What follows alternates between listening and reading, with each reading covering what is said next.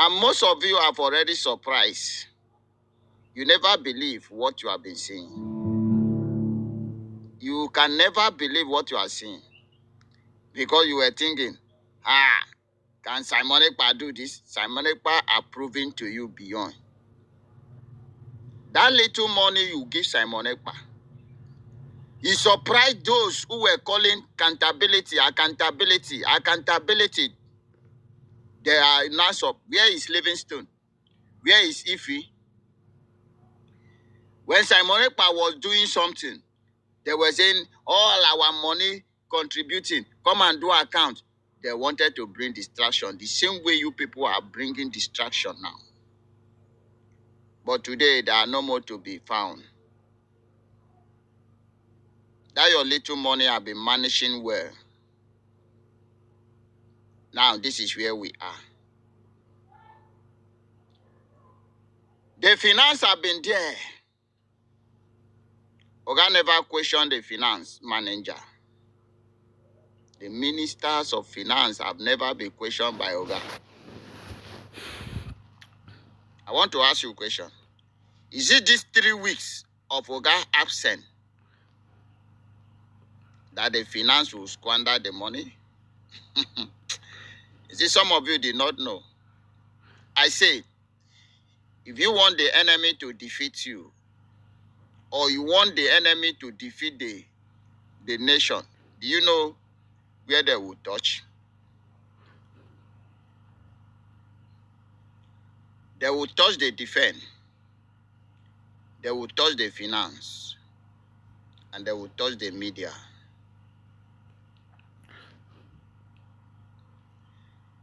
Break the defense. And believe you me, that nation must collapse. How can they break the defense? Seize the finance. And then use the media to brainwash others one. That nation is totally collapsed. What is the downfall of the zoo? I'm educating those of you that are brainwashed. What is the downfall of the zoological republic that we are fighting against? That we say we can no longer belong to them, or we can no longer be a citizen of them. It's not a story that you continue storying it for every time. And so when I say I love those of you who love to see this struggle coming to an end, it is from my heart. We really want to see this struggle coming to an end. We are not here to fight struggle every time, every day, every year. No. We are here to fight this struggle once and for all and finish it for the betterment of our children. And that is why you see us doing what we are doing, madly. That is why you see us be always very aggressive with saboteur.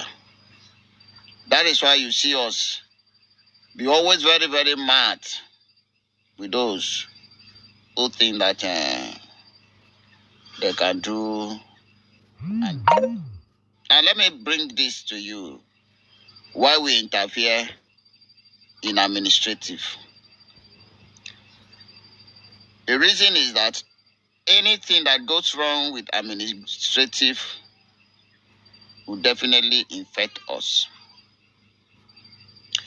It's just like children who saw their parent doing wrong and they refuse to talk. For instance, your papa is a thief. And you as a beginner, they will tell him, say, Papa, this thief no good. And eventually you keep quiet because your papa, because now your papa, it will affect you when they catch your papa and kill your papa. That is the truth. So therefore, you don't know, it is better to prevent something from happening than allowing that thing to happen, and then you begin to talk about repairing it. It is very good to stop something from happening than to allow that thing happen, and you talk about repairing it. We won't allow anybody, when we say anybody, to spoil this defense. And when we allow it to spoil, we now talk about repairing it back again. Do you know what will happen? On the process of trying to repair it, you will waste time. The movement will purge for you to start repairing it. And that is delay. So, we say we will not allow delay of this struggle. This speed that this struggle is taking, we cannot give the zoo the breathing space. We will never give the zoo the breathing space, because when you delay it, you give them breathing space. Immediately you delay it, you give them breathing space. So therefore, we cannot give them breathing space. And anything that will cause that delay is what we are fighting against. It is what we are fighting against. When you see men who are fully involved on ground coming up to say, no, don't do this, it simply means that thing you are trying to do will delay us. And once you delay us, you give our enemy chance to revive. Once you delay us, you give our enemy chance to replan. You understand what we are talking? When you hold somebody here, you are choking that person. And as long as you keep holding that person there, at the end he will give up. But immediately you hold the person is choking, and then somebody is there drawing your hand down. Immediately you release that person. He will gain strength again to fight you back. Before you will now get that access to hold the person back again, it might take some time. It might take some years. It might take some months. Do you understand? What makes us come out? Before General Butuzo will come up and tell you, don't do this, you have seen the future. We do not hate anybody. If you have any problem with me, if you have any problem with us, keep your problem when Biafra is fully restored. Go to court and sue me. And then let the law determine my fate. If I have problem with you, I will go to court when Biafra comes. All right, wonderful people, welcome back to this wonderful channel where we'll bring you back-to-back update and information as it is hot. In case you have not joined our social media handle, what are you waiting for? Kindly go ahead and subscribe, like, comment, share, and also remember to all your notification buttons so that whenever our news drop, you go be the first. Well, collect them. Let's go down to the news proper as it is hot. The new ohanezendigbo leader has called for the release of the leader of the indigenous people of Biafra, Nnamdi Kanu Ohamadike one of Ndigbo. Let's go down to the full detail of that particular information. Of course, you know that ohanezendigbo has elected a new leader after the demise of the former president of ohanezendigbo, Nnamdi. But one significant thing, or one thing to look at that has actually happened in in the seat and position of ohanezendigbo is that most of them dies in this office. Remember Obiozo, remember the other person, and also remember Emmanuel Iwanyanwu. Now, the new person has come in. Should I say it's old age or something like that? But I'm just, saying my observation. Meanwhile, let's go down to the full detail of that particular information. Mr. Kanu, who is facing terrorism charges at the Federal High Court in Abuja, has been in detention since he was repatriated to Nigeria from Kenya in June 2021 under controversial circumstances. The newly elected President General of ohanezendigbo worldwide, Fidelis Chukwu, has called on the Nigerian government to release Nnamdi Kanu. Mr. Chukwu spoke during his inaugural meeting with the National Executive Committee, NEC, of the Igbo Social-Cultural Organization in Enugu on Sunday. Details of his speech were contained in a statement issued on Tuesday by the spokesperson of the ohanezendigbo, Chiedozie Ogbonnia. Mr. Kanu, who is facing terrorism charges at the Federal High Court in Abuja, is the leader of the indigenous people of Biafra. The IPOB leader has been in detention since he was repatriated to Nigeria from Kenya in June 2021 under controversial circumstances. Speaking at the inaugural meeting, Mr. Chukwu stressed that the release of Mr. Kanu has become a moral burden on the Nigerian government.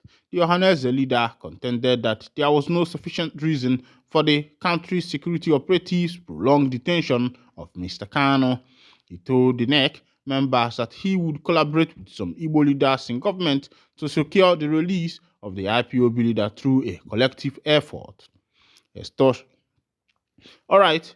This is coming from Mr. Chukwu. Mr. Chukwu is saying this one that Mazi Nnamdi Kanu should be released from the DSS detention.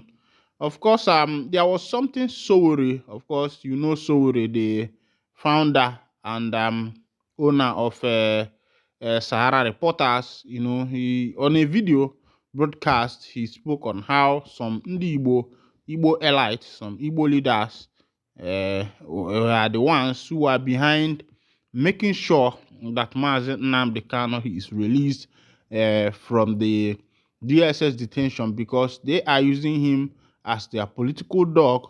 In other words, they are using him to get their members. Of course, if you watch, you will find out that anybody that is seeking one position or the other in Igbo usually mentions Mazi Nnamdi Kanu's name.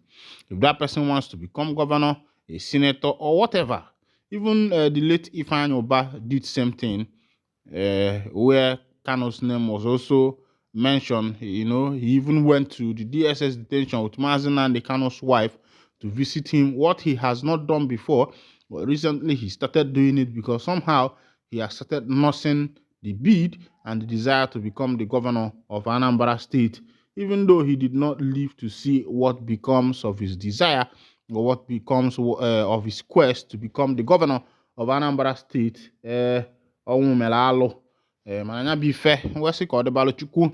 As it be, the governor of Anambra State had declared amnesty for criminals in Anambra State, promising that anybody who comes out and drops their arm will be forgiven, and also they will be provided with other amenities to start a better life. But immediately after he declared that, government don't buy one person, abduct another. Same day, Soludo announced that amnesty for criminals. Let's go down to the full detail of that information. Gunmen operating in Anambra State on Tuesday night shot dead an unidentified man, abducting one more from his vehicle. The two men were attacked in the Fiteduni community, Dunukofia local government area, while traveling in Nissan SUV with Lagos registration number SMK 439HJ. This happened the same day that the state governor, Professor Chukwuma Soludo, announced total war against criminals in the state, while also giving amnesty to repentant criminals. A viral video circulating on social media showed the body of the slain man in the car, while the driver, who was traveling with him, was abducted by the criminals. Members of the Fedinu community vigilante who rushed to the scene said the incident happened around 8 p.m. A voice in the video said the men were chased from a neighboring community to Ifitedunu by men driving an ash-colored Lexus Jeep. They said items in the car showed that the men were returning for Christmas while calling on anyone who knew the vehicle or the slain occupant to come for them. As for the time of filing the report, the Anambra State Police Command was yet to react to the incident. This happened in Anambra State. I think this was part of the video I posted today. Obodaya Adeloko. Imagine leaving your workplace, coming down to your hometown, and that is where you meet your Waterloo. It is very bad. All right, in Ogun State, ex-Attorney General breaks silence over death sentence, challenges governor's intervention. Former Oyo State Attorney General and Commissioner for Justice Mutalubi Adebayo has cautioned against unconstitutional investigation following Osun State Governor Ademola Adelek's intervention in the controversial death sentence of a young man, Segun Olowokore, in the state. Justice Oyejide Fulala of an Osun State High Court in Okuku had convicted Olowokore on Sunday Marakinyo of armed robbery and sentenced them to death by hanging after finding them guilty of charges involving theft and armed robbery in December 2014. The two convicts, armed with firearms, were reported to have forcefully entered the residence of a police officer, Balogun Tope, attached to Divisional Police Headquarters in Okuku in April 2010, stealing his belongings. After a podcast by Nollywood actor Biola Adeboye, which featured the parents of one of the convicts, Olore, went viral on Tuesday, Governor Adeleke, in a statement by his spokesperson, Olore Rashid, directed an investigation and the initiation of a pardon process for the convict. Reacting to the governor's directive in a statement he personally signed and made available to journalists in Osogbo on Wednesday, Adebayo acknowledged the governor's constitutional power to pardon convicts but criticized what he described as an unconstitutional investigation. Adebayo also warned against actions that could endanger judges and expose them to threat from criminals, potential leading to loss of life. The senior lawyer urged government and the public to avoid being misled by bloggers and social media commentators spreading half-truth and falsehood to verify and harass the judiciary. All right, he has a point there. I think if the governor is granting a pardon, there should be a proper investigation to be sure that someone the pardon is being given to merit it. But as it is, Governor Soludo has said that if Mazi Nnamdi Kanu is released today, that even the government in Anambra State will not listen to him. Remember that the insecurity in Anambra State started in 2021 after Kanu was extraordinary rendition from Kenya to Nigeria. But Soludo said something. Remember that a lot of southeastern politicians, even from other tribes, have been, calling for Kanu's release. That will quell the issue of the insecurity that ravaged Anambra State. And they have called for his release, that when he is released, that some of these things will stop, because most of these criminals are hiding under the umbrella of IPOB to perpetrate their evil activities. But the governor of Anambra State, Chukwuma Charles Soludo, have said something. Professor Chukwuma Soludo, the governor of Anambra State, has expressed skepticism regarding the ability of the release of Nnamdi Kanu, the imprisoned leader of IPOB, to reduce insecurity in the southeast.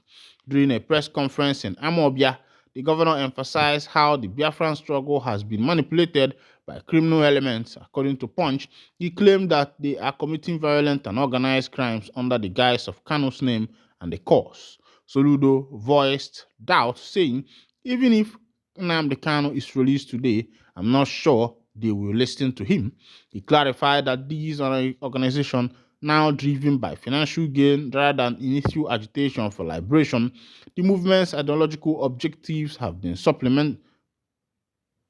supplanted by violent crimes like armed robbery, kidnapping, and other violent crime, posing a major security threat to the area. The governor went on to say that Igbo people made up the great majority of those arrested for criminals in Anambra over the past 2 years, with a lot of them being non-indigenous. He criticized some communities for their complicity in aiding these criminals, as residents frequently see the criminals as liberators and security forces as enemies. To combat this escalating insecurity, Soludo declared the intention to launch Operation Udogachi, Operation Peace Shall Reign, a security campaign for the entire state that will begin in January. Well, the governor of Anambra State, you have said what is good, but I think you should also put for Kanu's release, because I think if he is released, then we'll know who is who and who is doing what and what is doing who. Meanwhile, this is where I'll be winding down the curtain. And if this is your first time of joining us, kindly go ahead and subscribe, like, comment, and share. And also remember to all your notification buttons so that whenever our news drop, you will be the first we'll collect them. Thank you for listening. God bless you.